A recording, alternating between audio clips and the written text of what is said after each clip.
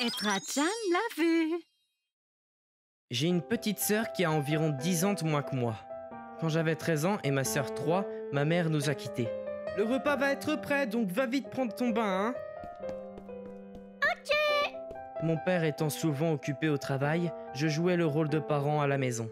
C'était loin d'être parfait, certes, mais je faisais tout ce que je pouvais. Un jour, alors que ma petite sœur avait 5 ans, « Tsutsuji, je suis là !» Grand frère. Ah, qu'est-ce qui t'arrive? Aujourd'hui, on a décidé des rôles pour notre partie de jeu annuelle. Et j'ai pas eu le rôle de la fée. Ah, je vois, c'est triste, mais bon, c'est la vie, ça va passer. Mais le pire, c'est que ça a été décidé à pierre-feuille-ciseaux et que j'ai gagné. Hein? Mais la prof a dit que j'étais mieux pour jouer le rôle d'un animal. Choqué d'entendre ça, j'ai filé directement à l'école maternelle pour vérifier l'information. Vous savez, c'est la famille qui doit s'occuper de fabriquer le costume. Oui, et donc? Eh bien, cet uniforme, vous voyez, il est très complexe. Ça me gêne de vous dire ça, mais vous n'êtes encore qu'un lycéen, donc vraisemblablement... Enfin, vous comprenez, c'est peut-être un peu dur à fabriquer. Dans le cas d'un animal, il n'y a que le masque à fournir, donc c'est quand même plus simple pour vous. Franchement, j'étais choqué. Je ne voulais pas que Tsutsuji se sente mise à l'écart de quoi que ce soit parce qu'elle n'a pas de mère. Je ne suis pas à la hauteur.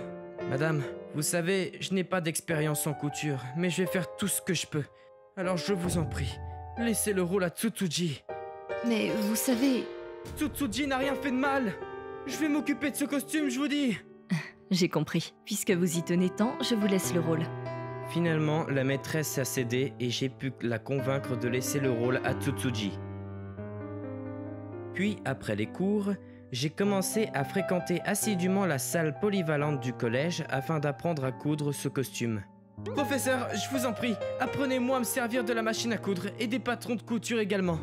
Mais vous avez sans doute des examens à passer. Vous voulez pas que je le fasse pour vous, plutôt? Non, je veux le faire avec mes mains. Tout comme les autres familles, je veux que Tsutsuji monte sur scène avec un beau costume, fabriqué avec amour par sa famille. Cela m'aura pris environ 2 semaines, mais j'ai fini par y arriver. J'ai réussi à rendre la tenue brillante en cousant des matériaux qui réfléchissent la lumière. J'ai aussi donné du relief à la jupe pour qu'elle dégage une sensation de légèreté. Enfin, j'ai accolé de jolies ailes et un joli tour de cou en dentelle. En regardant de près, les coutures étaient clairement amateurs, mais sur scène, en comparaison avec les autres, on n'avait pas à rougir. Je n'oublierai jamais l'émotion de ma sœur quand je lui ai montré le costume pour la première fois. Waouh, c'est trop bien. Je n'oublierai pas non plus son visage quand je lui ai fait essayer pour la première fois. Madame la fée, c'est à votre tour. Vas-y, Tsutsuji! Et je n'oublierai certainement pas ce visage plein de trac le jour de la représentation. Et cette nuit-là, elle s'est endormie en portant le costume. Je voyais le bonheur sur son visage. Tu t'es bien battu aujourd'hui. Et puis on a grandi et passé des tas de moments ensemble. Au collège, Hé, mets pas tes vêtements avec les miens, je t'ai déjà dit. au lycée. Coucou Katsura, je t'ai fait à manger. Ah, trop cool! Quand elle est entrée dans sa période rebelle, ça m'a un peu saoulé, mais bon, on a continué à se soutenir. J'en fais peut-être un peu trop, ou je prends les choses trop à cœur, mais bon, j'espère avoir été un bon frère pour elle.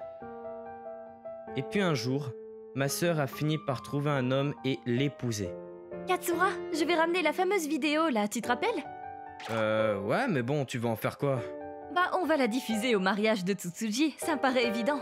Tu vas encore me délaisser pour aller embêter ma sœur, toi? Enfin bon, j'ai planqué la vidéo, donc ça devrait aller. Tu vas kiffer. Le jour du mariage, ma sœur était resplendissante. Elle était absolument étincelante, éblouissante de beauté. J'avais l'impression de revoir la même petite fille dont je prenais soin quand on était encore enfant. Elle était parfaitement habillée et maquillée, mais son visage enfantin semblait sur le point d'éclater en larmes.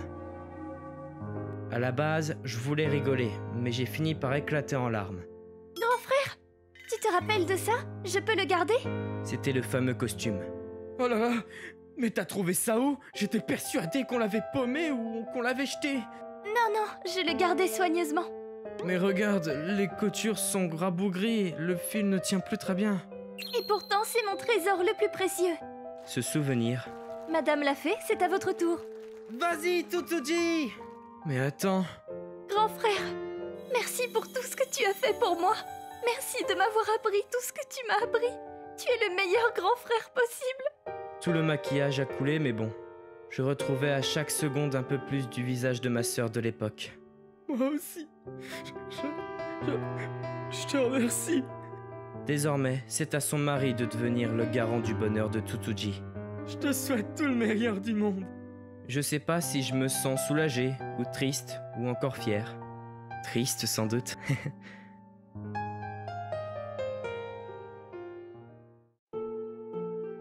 ご視聴いただきありがとうございました。10歳も年が離れていたら妹というよりは自分の子供という感じになってしまうんですかね。いや、そんな経験したことがないので憶測に過ぎないのですが、まあ何はともあれ家族って本当にいいですよね。こんな人生の門出で最高のお兄ちゃんだったよなんて言われたら苦労も報われますよね。皆さんはどう感じましたか？コメント欄に書いていただけると嬉しいです。また少しでもいい話だなぁと思った方、チャンネル登録と高評価をお願いいたします。